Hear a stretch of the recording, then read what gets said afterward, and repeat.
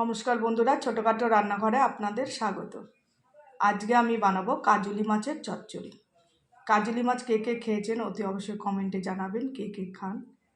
আর এই মাছটা আমি মাথা লেজা কেটে ফেলে দিয়েছি। মাছটা চচ্চড়ি বানাবো মেখে চোখে। ধুয়ে পরিষ্কার করে নিয়েছি।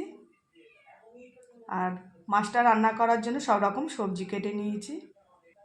এখানে সব রকমের সবজি আছে: মূলো, বেগুন, সিম, আলু, টমেটো, কাঁচা লঙ্কা আর পেঁয়াজ কুচি। সব কিছু সবজি দিয়ে মেখে চেখে মাছটা আমি রান্না করব চচ্চড়ি। আর এই শীতকালে টমেটো, ধনে পাতা আর সব রকম সবজি পড়লে মাছ চচ্চড়ি এমনি ভালো লাগে।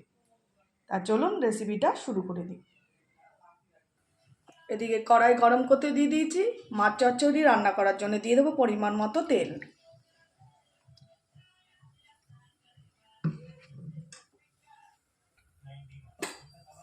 তেল ভালো মতো গরম হয়ে গেছে, দিয়ে দেবো সব রকম সবজি।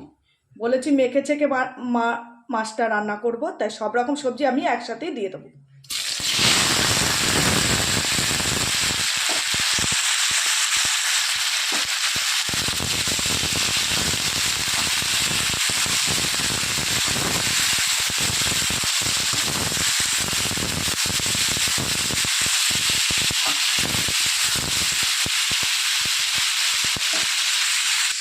মাছে আমি সামান্য পরিমাণ নুন আর হলুদ মাখিয়ে নেব, যাতে মাছের ভিতরে নুন হলুদটা ঢোকে। সামান্য পরিমাণ একটু নুন নিয়ে নিলাম আর সামান্য পরিমাণ হলুদ। মাছটাকে ভালো করে মাখিয়ে নেব।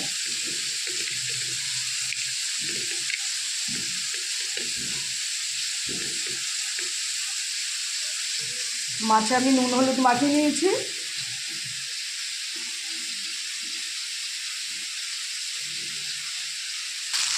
এবার দিয়ে দেবো সবজির মধ্যে পরিমাণ মতো লবণ।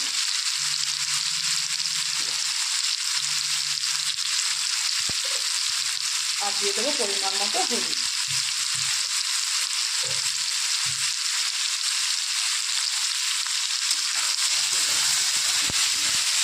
ভালো করে নেড়ে চেড়ে একটু সাথে নিয়ে নেবো।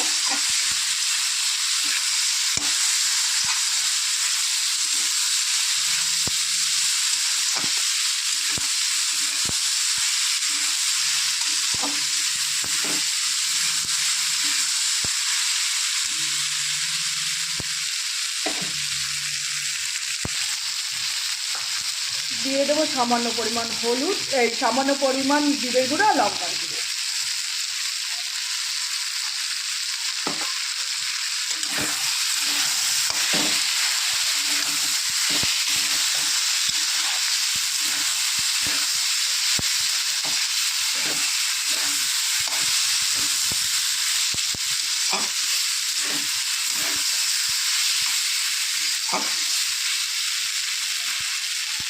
এবার দিয়ে দেবো নুন হলুদ দিয়ে মেখে রেখেছি মাছ।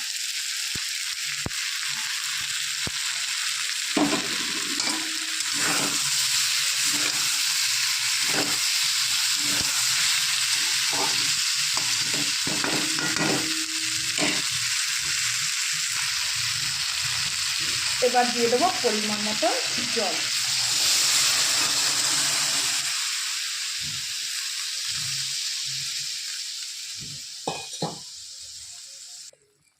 দিয়ে দেবো স্বাদের জন্য একটু চিনি, যাতে নুন আর মিষ্টিটা ব্যালেন্সটা সুন্দর হয়, খেতেও ভালো লাগে।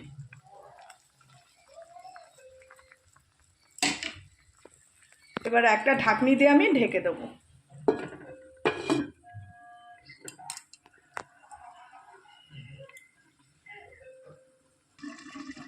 বন্ধুরা, এবার ঢাকনিটা তুলে দেখে নেব।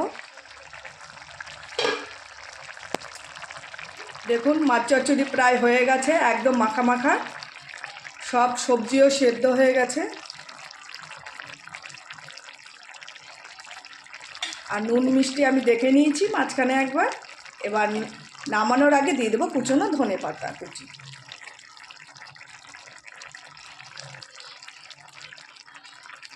এবার আমি নামিয়ে নেব, নামিয়ে আপনাদের দেখাচ্ছি। এই হচ্ছে আজকে আমার কাজলি মাছের চচ্চড়ি।